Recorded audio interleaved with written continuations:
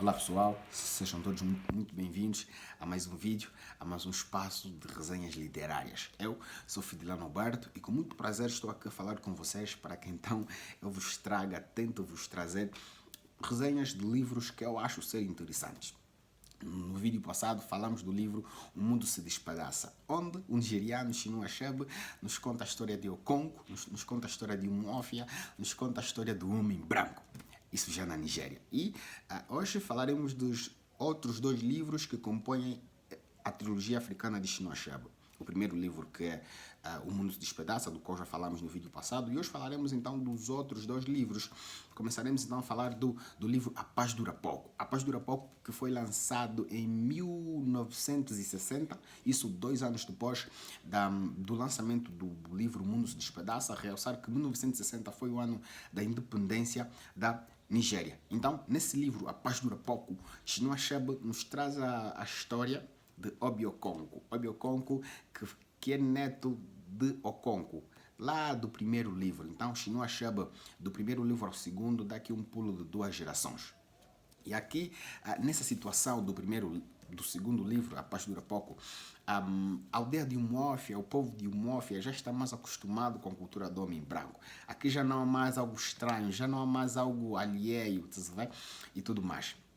Tanto é que o homem branco aqui já se estabeleceu na Nigéria, aqui no povo Banto, e tanto é que também o próprio Obi Okonko será o primeiro cidadão de Umuofia a estudar além mar, ou seja, a estudar para a Inglaterra, fazer faculdade ali. Então aqui o povo já está mais acostumado, já está mais relacionado diretamente com o homem branco. Então Obi Okonko vai para a Inglaterra, mas antes mesmo que isso aconteça, o povo de Umuofia fará ali alguma contribuição. Alguma vaquinha, como chamamos aqui nas nossas bandas. Então fará alguma vaquinha para então custear, para então sustentar os estudos e a estadia de Obi Okonko lá na Inglaterra. Então, Obi Okonko vai para a Inglaterra, faz ali as suas faculdades, sua faculdade de ciências e tudo mais, mas posto lá na Inglaterra, ele cria uma paixão de resgatar o seu povo das culturas brancas. Ou seja, então o homem branco tinha trazido a sua cultura para a Nigéria. Cultura essa que era também representada pela corrupção. Então, Obi Okonko queria resgatar isso, queria acabar com a corrupção, com os atos que não faziam referência para a sua cultura. Então, Obi Okonko forma-se ali em ciências e tudo mais. Volta para a Nigéria, mas já não mais irá morar na aldeia de Umuofia, mas irá morar na cidade de Lagos, tá? Cidade vasta. Então, na cidade de Lagos, ele adota um estilo de vida tal e qual do homem branco. Ou seja, terá um apartamento, terá um carro, terá um motorista e ainda terá de pagar o empréstimo que a aldeia lhe fizera quando a sua partida para então para a Inglaterra. Então, Obi Okonko vai e vive ali na cidade de Lagos, paga o seu empréstimo e tudo mais. Mas, pese embora Obi Okonko tenha sido criado na Inglaterra como cristão, tenha frequentado os ambientes cristãos, né? Ele ainda teria de preservar alguma cultura de Umuofia. E uma dessa cultura ele não preservou. Ele então foi contra, então rompeu ali barreiras. Tá? Existia um clã, uma tribo chamada Ozo. Essa tribo era uma tribo separada, era como se fossem leprosos, tá? Estavam condenados a viverem sozinhos, a casarem entre si. Estavam condenados todas as suas gerações, a primeira, a segunda e toda a sua descendência estava condenada.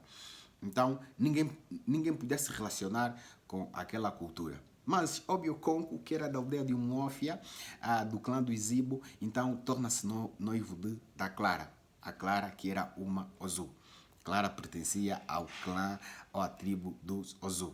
Então o pessoal fica do tipo, tu chegaste, tu serias o promissor, né? O jovem promissor, o jovem com um futuro brilhante para a nossa aldeia, o jovem que investimos para que não fizesse faculdade além mar na Inglaterra. Então tu chegas e fazes isso.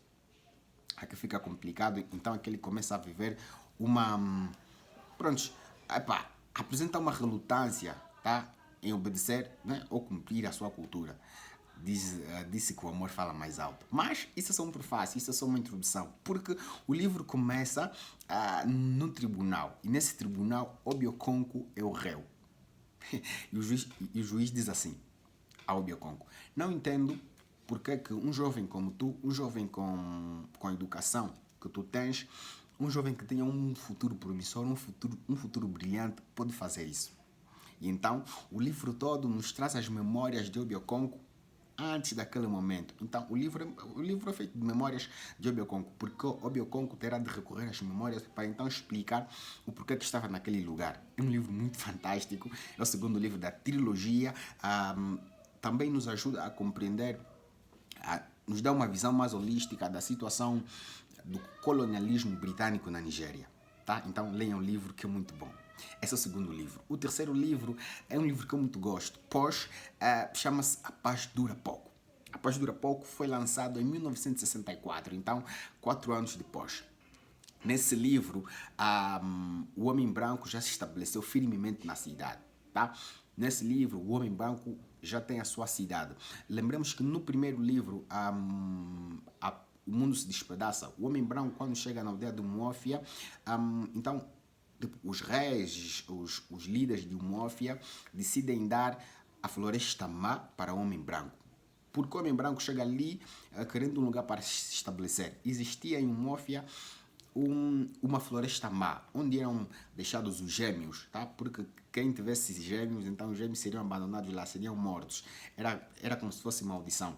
Quem morresse de uma doença do tipo lepra e tudo mais, eram abandonados ou era abandonado na floresta má. Então era uma floresta amaldiçoada. Então quando o homem branco chega a pedir um lugar, então lhe é dado aquela floresta má, pensando que eles iriam morrer, pois era um lugar amaldiçoado. Então o homem branco se estabelece ali. E no terceiro livro, A Paz Dura Pouco não. A Flecha de Deus, esse é o terceiro livro. O homem branco já se estabeleceu. A sua cidade já cresceu tanto que ele estava firmemente ali. Ali as aldeias, havia muitas aldeias. As aldeias todas se uniram, tá? Porque pensaram que assim seriam mais fortes. E todas as aldeias tinham um Deus, ou pelo menos tinham um Deus. E ao se unirem, elas teriam de abdicar de seus deuses e escolher simplesmente um Deus. Então, as aldeias uniram-se e escolheram simplesmente um Deus.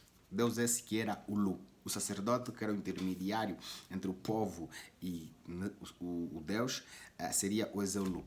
E então, o Deus seria o Lu e o sacerdote seria Ezeulu. Mas Ezeulu tem o seu filho que irá então trabalhar com o homem branco. Tá? Que irá trabalhar com o homem branco e depois passará a questionar as próprias culturas. Ou seja, as próprias culturas que seu pai, Ezeulu, representa. E então o povo começará a se interrogar. Mas então o filho do sacerdote trabalha com homem branco, faz isso, aquilo, que nós nos proíbem.